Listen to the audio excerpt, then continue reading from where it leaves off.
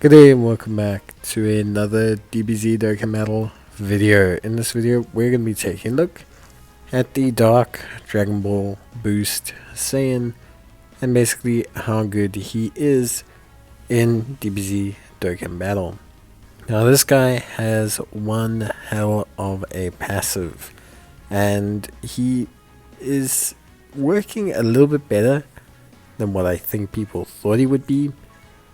Now, how his passive works is very interesting. So he has Ki +2, attack and defense of 150%, medium chance of critting, and then an additional 100% when attacking. Basically, then it all scales from health. So an additional 150% and crit chance of 30% when HP is 70% or less of the opposition.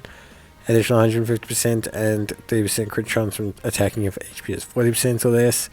An additional 50% attack and an additional super attack when the target's an attack down, defense down, stunned, or if they are sealed.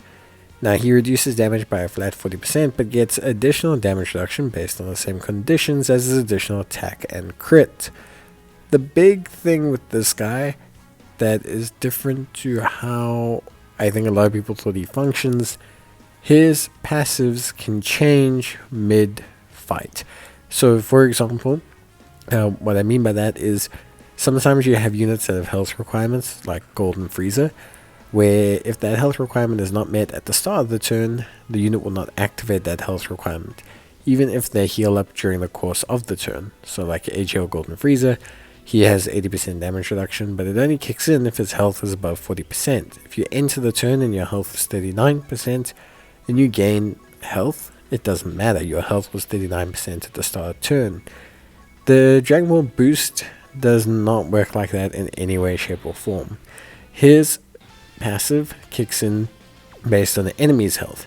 So his passive can kick in mid-way. He has a check at every single point to see what the enemy's health is. So if, for example, off of his first attack, he hits the enemy and knocks them down below the 70% threshold, he will then incur all of his additional attack and crit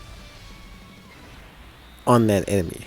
So basically he has this huge kind of damage spike, defense spike improvement as he goes through the fight, which is very, very different to what I think a lot of people thought he worked like. It doesn't necessarily make him perfect, but it does make him a lot better, because what can happen is, you know, he and Goku or whoever he's paired up with can potentially push that unit down the threshold, down the threshold, down the threshold, and then you'll find that all of a sudden he starts hitting really, really hard, starts having a lot of really good defense, and just in general looks really good. Now I will say one thing, I think overall in terms of build, evasion is probably still his best build. Evasion with a bit of additional. The scaling crit helps and the damage reduction definitely helps, but that start of turn defense from him is still very much not good. 55% unit has 100k defense. Even with gaining 150% on super and 40% damage reduction and greatly raising defense, you still probably want him to be able to dodge. He's not going to be tremendously tanky, at least at 55%. With the dupe and all that, after super, especially as the health thresholds kind of drop down, you know, he can get actually pretty tanky. Remember, he can get up to 70% damage reduction, which is a lot, and as you start to weaken the opposition, it will start to get progressively better. What is cool is that the full condition of his passive, to have the opponent in attack down, defense down, stunned, sealed, etc., is not actually so impossible as it once was. Yeah, in a lot of situations previously it was pretty tough to get that full kind of passive active, whereas now it's, you know, still quite possible, so to say, like, because a lot of the Blue Zone or Magnificent Supreme Battle and stuff like that allows you to attack lower the opposition. So it definitely is a little bit more feasible than it once was, for sure. But I think overall, for me, just in general, he looks pretty good. I, for one, am pretty impressed with how well he does as a unit. compared to what I thought he would do. So I'm quite quietly impressed by him. I think he's really a lot more impressive than I thought. Obviously, there is still that caveat of kind of managing when to use him. But I think, like, because his passive can kick in mid-turn, it is a bit better than what I thought. So he could even work himself into a situation where he'll be better, because he could do damage and get the unit, to kind of sit at like that below threshold. Obviously, getting the finishing blow with him is something that's a bit more complicated, but it still is something that is pretty helpful.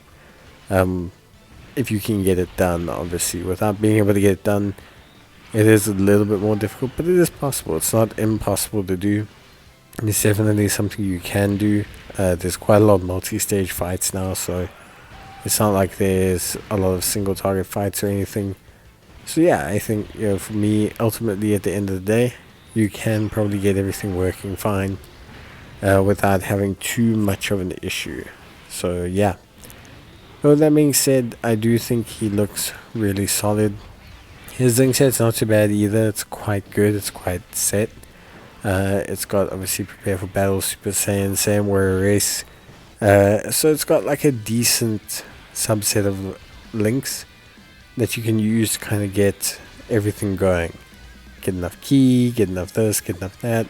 You've got Prepare for Battle, you've got Saiyan Warrior Race, you've got Saiyan Lineage, you've got Super Saiyan, you've got Fierce Battle even. So you got like a pretty good, widely diverse link set that's going to be pretty solid, especially for units that are like Super Saiyans, Super Saiyan LRs, or just in general Super Saiyan based units. You have great ones like the you've got great ones like obviously the SS4s. They also count. You've got like the pure Super Saiyans team. He does need some crossover capabilities. It's not like he's just a fully free to go character, but he could potentially run on a team without crossover if you really wanted to. But chances are you probably would want to run the crossover team properly, at least for me. Like, I think overall he's good. I think link-wise he's great. Super Saiyan, Saiyan Warrior Race, like I said, Prepare for Battle. All of these are really, really good, and they do a lot of heavy lifting for him. So it's really something that is quite useful. But yeah, really overall I find him to be a great unit. I think using him is really solid and easy. I don't find it difficult. I think he does a lot of really good stuff and gets really good output, all things considered. So I just really suggest him if you have him. I wouldn't go chasing for him. I think he's solid. I have to see what he's like with dupes and how he fits into the team and how well everything kind of falls in place for him.